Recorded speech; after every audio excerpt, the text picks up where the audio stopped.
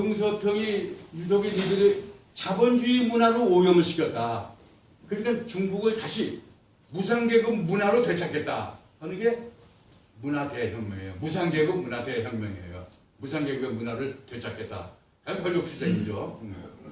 이래가지고 이제 무력이 이제 이루어지는 겁니다. 이러다가 이제 이 사회가 엉망진창이 되는 거죠. 그러니까 이제 나중에 모 대통령이 죽고 하고 거기가 들어서고 이제 하면서 모 대통령의 노선을 계속 올 거냐 아니면 안 올 거냐 이런 게 이제 문제가 생기는데 여기서 이 등저편이가 치고 나오는 거 아니에요?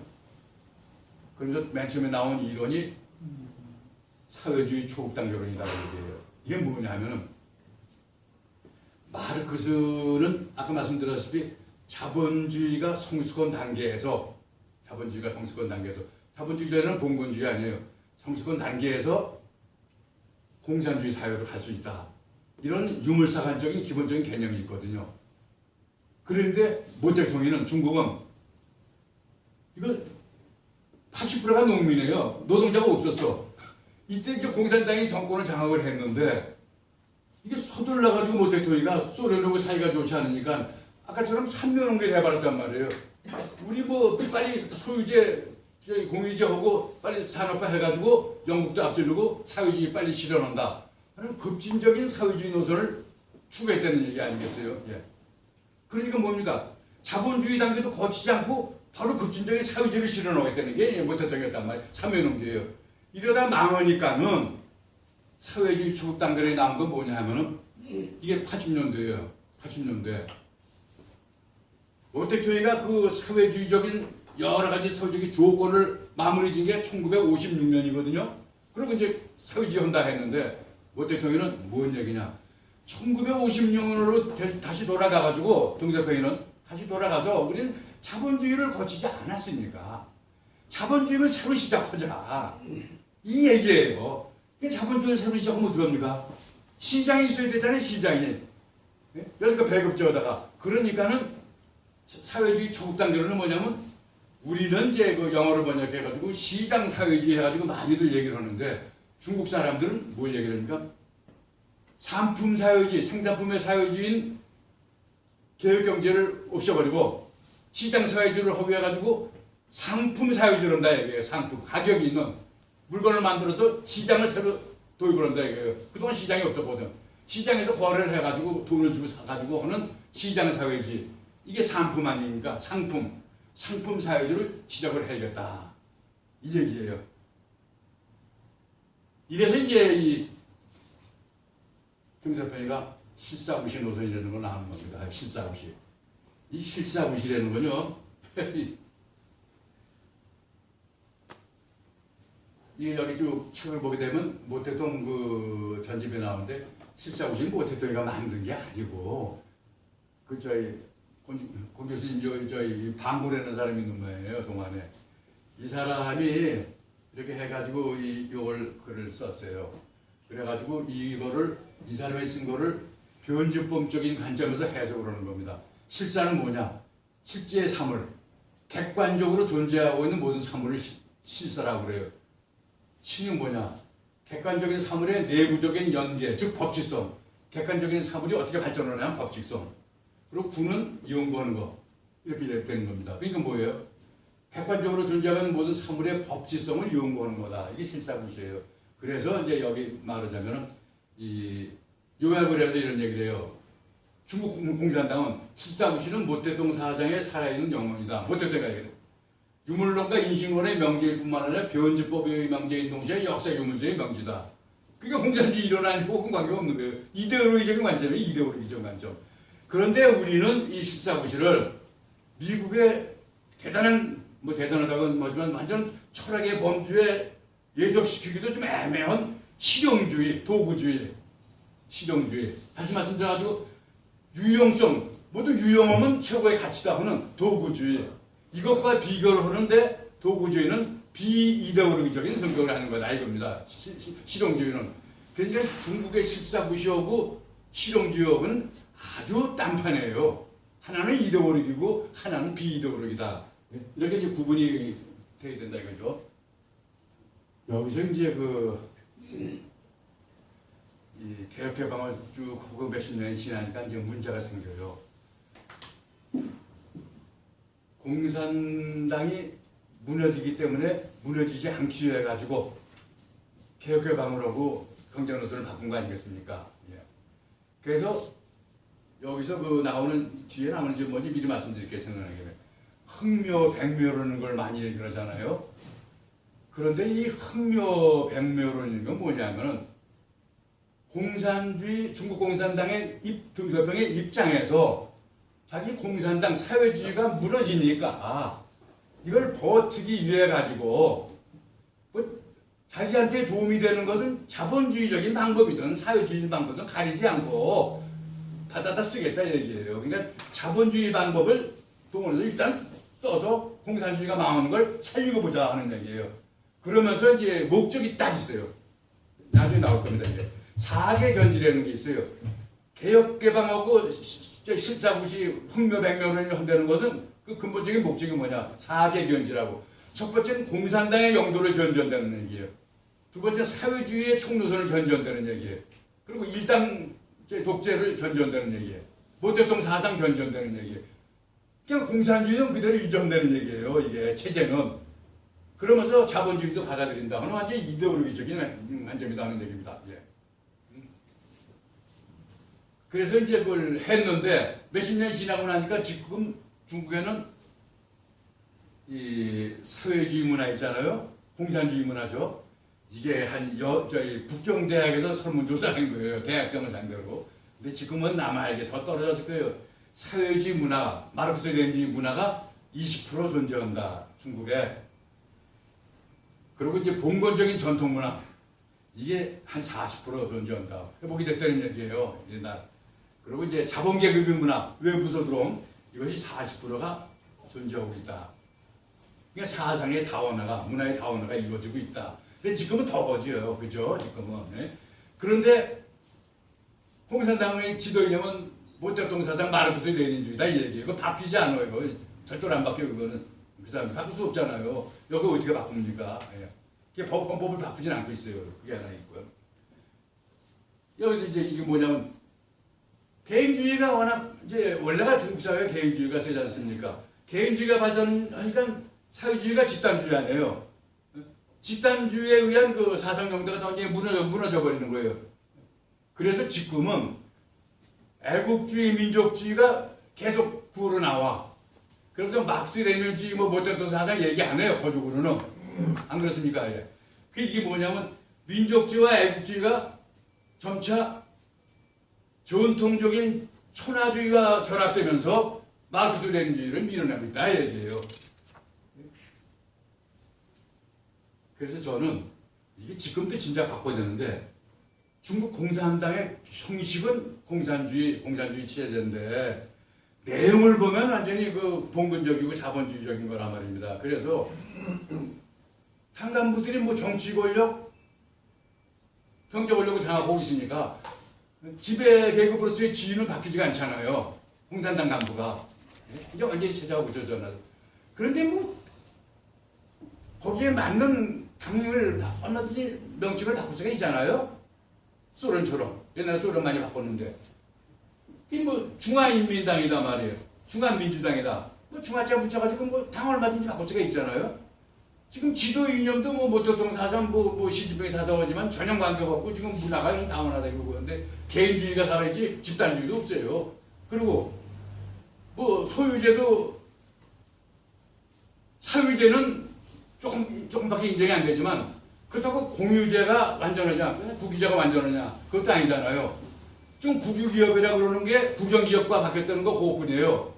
국영기업은 옛날에 국가가 소유하고 경영을 한 거고 1990년대에 바뀐 국유기업은 이제는 국가가 소유하고 국가가 경영은 안 하고 민간인이 경영되는 그 차이 아닙니까? 예, 그죠? 예. 그래서 이게 바뀌긴 바뀌어야 되는데 뭐 남의 나라 얘기니까 언제 바뀌는지 모르겠습니다. 그래서 여하튼 여기 이거 쭉 보게 되면 정치연도도 그렇고 여기 나오잖아요. 이제 흑묘백묘를 해가지고 이제 이렇게 쭉 썼습니다. 목적은 이거다. 그리고 결국은 중국은 사상용도에 의해 가지고 사회가 통제되는 게 아니라 이미 조직 용도에 의해 가지고 사회가 통제되고 있다. 그럼 조직이 활발하게 움직이려면 뭐냐?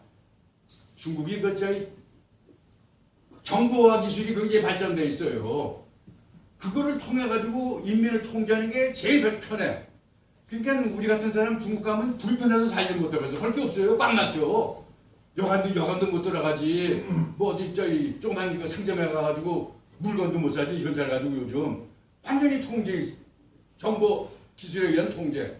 그러니까 조직 통제에 의존하고 있어요. 80%가 사상 통제 갖고 말이 안 돼.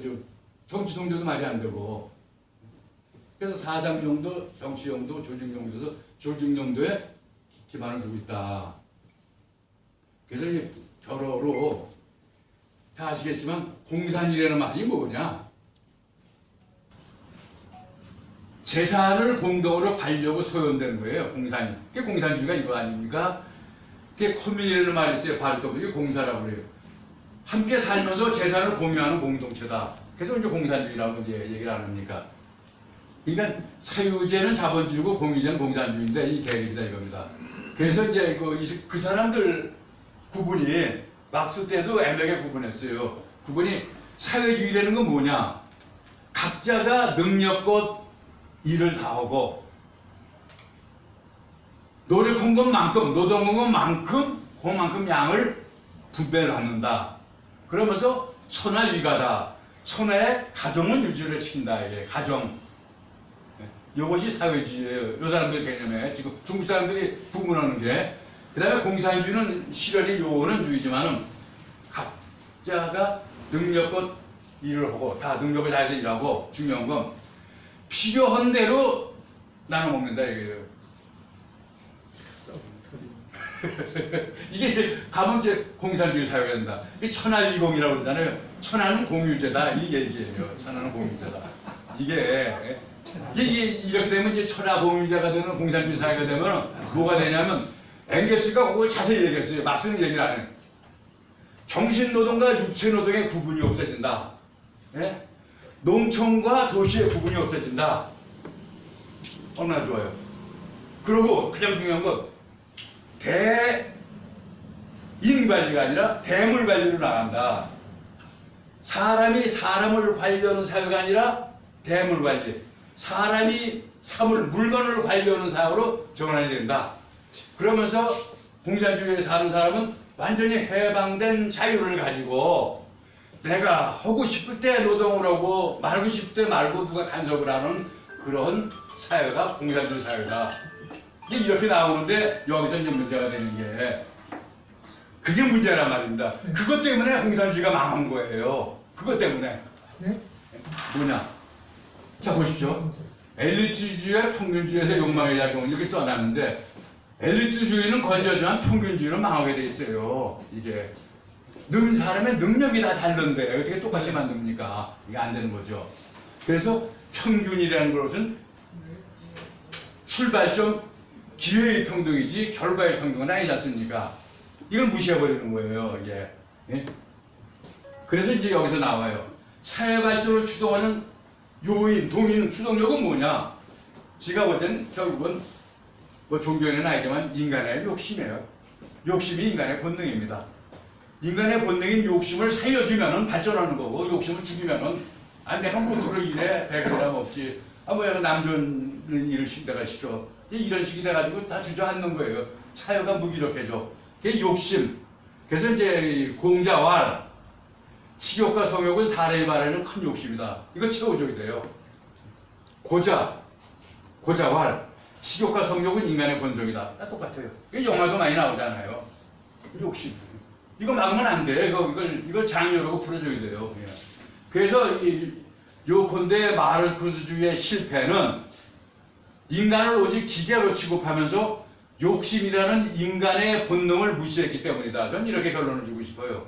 그리고 이제 마지막에 주장이 하나가 있는데 이거 뭐냐, 모택토이가 옛날부터 지금까지 29살 때 중국 공산당의 서기로 등록이 되면서 공산활동을 죽으면서 죽을 때까지 이 사람들이 쓴 전략 이런 것이 이제 쭉 있는데 3대 법보라고 그러는 게 나요. 모택동 편집에 모 대통령 얘기가 내가 중국 혁명을 성공한 세 가지 보물을 내가 잘 갖고 있어서 그랬다. 그럼 세 가지 보물이 뭐냐? 첫째는 통일의 전선, 이라는 보물. 둘째는 무장투쟁, 군대를 내가 갖고 있었다 이겁니다. 군대의 힘을 빌려가지고 했다. 셋째는 당의 건설, 당의 조직을 올려가서 막강한 당, 국민당보다 센 당을 갖다 만들 수가 있었다. 이 세 가지다 해서 이제 그 군중 노선을 쭉 얘기를 해요. 대중 노선 이제 첫 번째. 그럼 이제 보세요. 모 대통령이 이렇게 얘기합니다. 대중을 선전하고 조직하고 동원하여 대중의 지지를 획득한다. 대중의 지지를 획득한다 이겁니다. 이건 뭐냐면 민의는 천이다 이거예요. 민의는 천이다. 백성의 뜻을 따른다. 백성이 뭐 나보다 신통치 않다고 그래가지고 군대를 동원해가지고 계몽을 한다. 이런 건 중국共产党한테는 상상도 못한다 얘기예요. 공산당이지만은 그러면 인민들이 다 도망간다는 얘기예요. 그 얘기입니다. 이게 거꾸로 이제 풀어보면은 자 보십시오. 두 번째는 대중 속으로 들어가고 대중 속으로 나온다. 이건 뭐냐면 공산당이 이제 뭘 하려고 정책을 수립하잖아요. 그럼 첫 번째 초안을 딱 만들어. 그러면 이걸 가지고 공산당원들이 대중 속으로 들어가서 던져주어. 그리고 물어봐. 대중한테, 인민들한테. 야 이거 어때? 그러면 인민들이 아 이건 요거 아니고 이건 요거야. 그러고 의견을 제시하면 의견을 받아가지고 다시 튀어나와. 그래가지고 당에서 다시 백성들의 의견을 참작해서 방침을 다시 만들어. 그래가지고 또 그걸 갖고 들어가 대중 속으로. 몇 번씩 왔다 갔다 하게 되면 대중들이, 인민들이 맞아 내가 생각하고 똑같네. 이렇게 되면 시키지 않아도 저절로 한다 이 얘기예요. 저절로 한다. 이게 대중 노선의 이 용어입니다. 그러니까 괜히 무슨 연구소다 여기도 연구소다 해가지고 쭉쭉 앉아있지 말고 지금 이 중도 세력이 어떻게 돼 있나 이걸 좀 따져보고 나가서 직접 야 우리가 이렇게 하려고 하는데 니들 어떻게 생각해? 현장에 가가지고 조사도 하고 분석을 해라 얘기예요. 현장 가가지고 그래가지고 현장에 백성들이 요구하는 의사를 반영을 해라 이게 정책에 지멋대로 한다고 해서 되는 게 아닙니다. 이게 아니 모태통에 그렇게 했어요. 그래가지고 정권을 장악을 했어요. 여기 나오잖아요. 조사를 하지 않으면 발언권이 없다. 이게 중요한 말이에요. 간단하고 중요한 말이에요. 기계 아니에요, 이 사람은. 그러고 이제 그 다음에 어떻게 하냐. 경제 투쟁으로부터 시작하여 정치 투쟁을 전환한다. 이건 뭐냐면 당연히가 권력을 잡아야 될 거 아니겠습니까? 만사제철은 모든 건 경제 문제다, 이 얘기예요. 더군다나 우리 요즘 같이 이게 경제가 있지 뭐가 있어요. 요즘 자영업이 무너지고 지금 미국이 저렇게 나오고 그러는데 경제밖에 없어요. 경제를 살릴 수 있는 아주 짤막한 부호. 경제 안보, 경제에 대해서 뭐 아이디어를 가지고 밀고 나가라 이거예요. 그러니까 이게 뭡니까? 눈에 보이는 물질적 이익을 제공한다. 이게 첫 번째예요. 농민들 농토도 없이 쌔하게 고생을 하죠? 농민들 포섭하려면 어떻게 해? 야, 너는 땅도 없이 이렇게 농사 지냐? 왜 그래? 그래가지고 나하고 혁명해봐. 그래가지고 일정한 토지를 갖다 지주의 토지를 뺐잖아요? 그럼 소장님한테 놀아줘. 놀아주면서 반드시 하는 얘기가 있어. 야, 인마 이거 내가 국민당 쫓아버리고 우리가 정권 잡으면 다 놀아줄 거야. 얼마나 힘이 나. 정권 잡으면 뭐 놀아주긴 뭘 놀아줘. 구기자 해가지고 이제 집단화시키고 다 뺏어가는 거지만 그냥 그 전에 이 물질적 제공한다. 그래서 저는 뭐 얘기 맞습니다. 뭐 돈 놀아주는 거 있잖아요. 어저께 본 신문보니까 어려워가지고 일본이 뭐 1인당 다 놀아준다고 그러더라고. 포선면을 넓혀야 돼 이제. 그 다음에 뭐 좀 경제가 조금 빵꾸 나든지 좀 부족하면 그때 가서 하는 거고. 선거에 이건 디시했잖아 이게 기마냐. 표를 얻는 게 이제 그 기본적인 목적이에요. 이런 것들을 안 해 보면. 예? 그 통일전선 이게 뭡니까? 이 농민 통일전선 내가 얘기를 하나 할게요. 농민은 완전히 장악한 게 농민을 계급 분석에 의해 가지고 5시가 6으로 등급을 매겨. 모 대통령이가. 그런데 이제 꼭대기 다도 등급은 지주 아닙니까? 지주하고 분홍이 센 놈들이야. 그러니까 빈농하고 소장농을 우리 편을 끌어들여가지고 가운데 중농들을 이제 확실히 이제 동맹군을 만들고 분홍이나 지주를 공격하는 거 아니겠습니까? 그럼 분홍 지주를 어떻게 공격하느냐? 공산당이니까 노동에 참여하는 놈은 분홍이고 노동에 참여하지 않고 그대로 먹는 놈은 지주다 이거예요. 땅이 많건 적건 이렇게 이제 구분을 하는 거예요. 그래가지고 지주를 타격을 해. 그 다음에 분홍이 남잖아요. 그럼 분홍은 제2의 분홍을 또 이제 타격으로 해서 또 그런 식으로 하나하나 줄여가지고 남는 게 소장농밖에 없는 거야. 예. 그럼 끝나는 거 아니에요? 농민 우리 편이지. 이게 이제 그 통일전선이에요. 이게 계급 분석에 의해 가지고 우를 구별하는 거예요. 그러니까 좌파를 공고히 중도파를 끌어들여 가지고 우파를 고립시키고 타격한다. 이거예요. 그러니까 요즘 뭐 누구 젊은 사람이 뭐 갈라치기 한다고 그래가지고 욕을 많이 먹고 그러던데, 이 선거에는요 연령, 고향, 나이를 정확히 분석을 해가지고 갈라치기 잘해야 돼. 통일전선을 표 얻는 방법은 그게 잘한 거예요. 그냥 가만히 있어가지고 이게 지음잔치 못하게 어떡하나. 혁명하고 지음장하는데 그 지음장하는 거 따졌어요. 이게 그건 아니다는 얘기. 바로 이 얘기 요거. 그래서 흑묘백묘는 이제 이걸 보면은 감히 제가 이걸 말씀드리겠는데, 욕심을 줄여가지고 욕심을 챙길 수 있는 게 흑묘백묘론이다 이 얘기입니다. 네. 뭐 이렇게 뭐 대충 뭐 시간을 주셔가지고 말씀을 드렸습니다. 고맙습니다. 예.